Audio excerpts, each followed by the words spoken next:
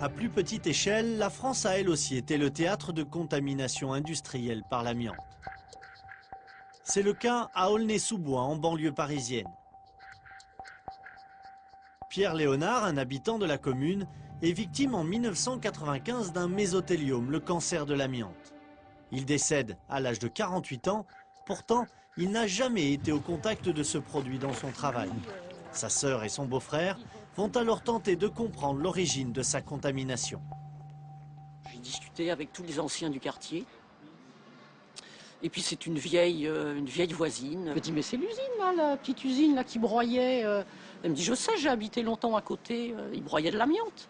Au bout d'un moment, avec mon mari, on s'est dit, mais il doit y avoir d'autres victimes, c'est pas possible qu'il y en ait qu'une. Donc on s'est pris par la main, on a distribué 3000 tracts dans tout le quartier, une petite réunion publique. Et bon, ben voilà, qui nous ont donné des noms de nouvelles personnes malades qu'ils connaissaient. Et voilà, tout a démarré là, quoi. Nicole va ainsi découvrir que son frère a été contaminé lors de sa scolarité dans l'école communale. Mais il n'est pas le seul. À la fin de leur enquête, en 1999, ils ont recensé près de 50 victimes parmi les riverains de l'usine et les ouvriers. Commence alors un long combat pour faire confiner et désamianter le bâtiment, comme le préconise la loi.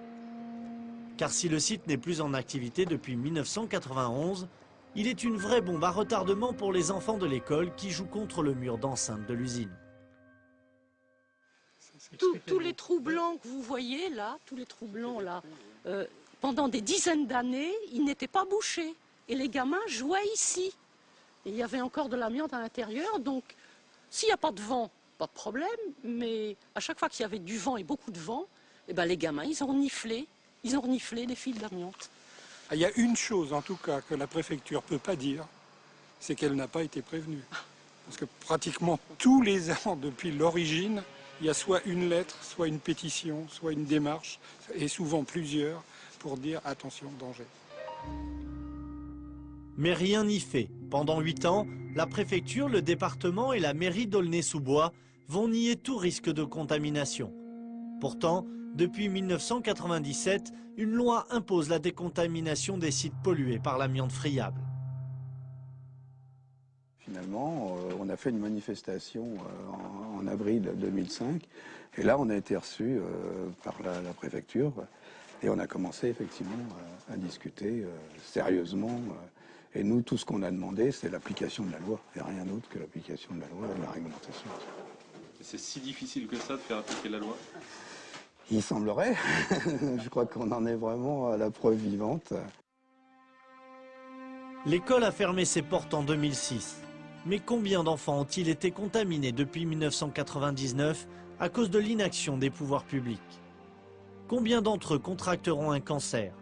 Il faudra 15 ou 20 ans pour obtenir des réponses. Mais en attendant, Nicole a au moins obtenu la satisfaction de voir débuter le chantier de désamiantage en septembre 2009, 14 ans après le début de son combat. On était vraiment déterminés à aller jusqu'au bout. Moi, avant que mon frère meure, je lui ai dit j'irai jusqu'au bout, quoi. Et bon, ben, on est allé jusqu'au bout, quoi. Et voilà, il serait content de voir que, grâce à lui, et ben d'autres personnes ne mourront pas, quoi. Parce que mésothélium, c'est vraiment abominable. Moi, j'ai assisté à des crises d'étouffement de mon frère.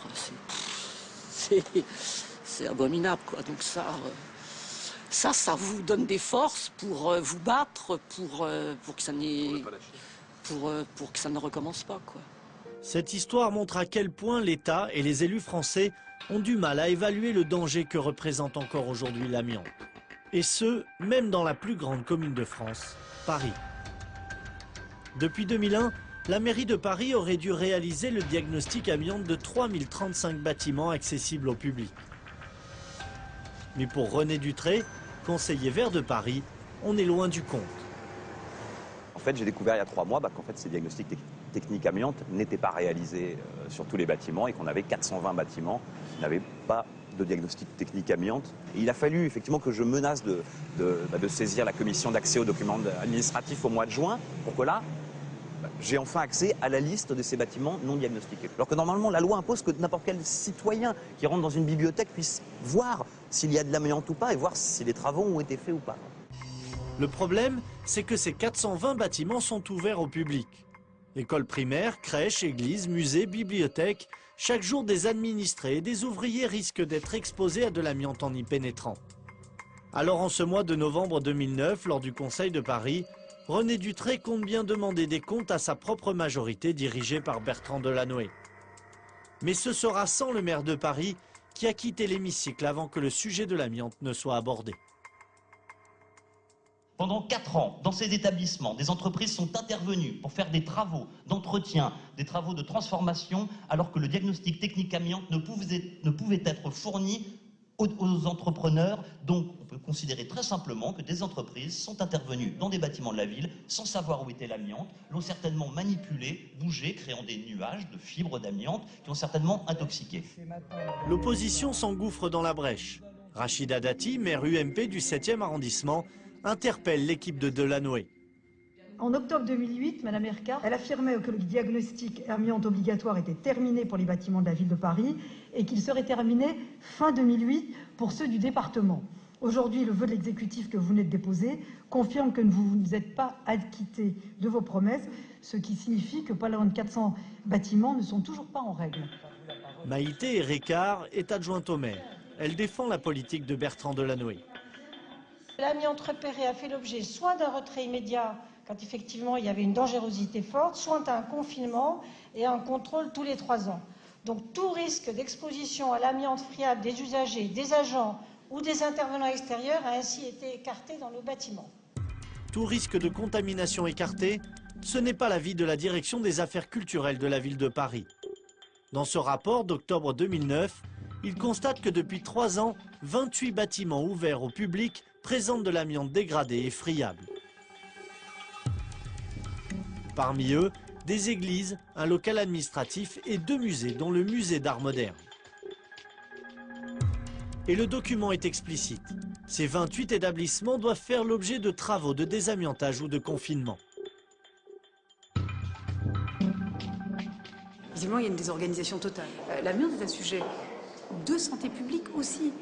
Il n'a pas été considéré comme un sujet de santé publique dans les débats. C'est un sujet de santé publique, donc on a des comptes à rendre aux Parisiens et aux agents qui travaillent dans ces bâtiments. Je crois que la mairie de Paris n'a absolument pas pris conscience de ce que peut représenter le futur scandale de l'amiante à la ville de Paris, quoi. Il faut qu'on recherche les victimes. C'est évident qu'il y a eu des victimes de l'amiante du fait de cette carence de gestion à la ville de Paris. Alors le problème, c'est combien et quel niveau, je dirais, de danger pour la santé, ça, je ne peux pas l'estimer aujourd'hui, mais c'est sûr, c'est qu'il y a des victimes du fait de ces carences. L'État dépense plus de 300 millions d'euros par an pour indemniser les victimes de l'amiante. Et depuis 2001, ce sont plus de 2 milliards qui ont été dépensés. Chaque année, 3000 personnes meurent du cancer de l'amiante, des victimes qui pourraient être en partie évitées si l'État appliquait et faisait respecter les lois qu'il a lui-même votées en 1997, il y a 13 ans déjà.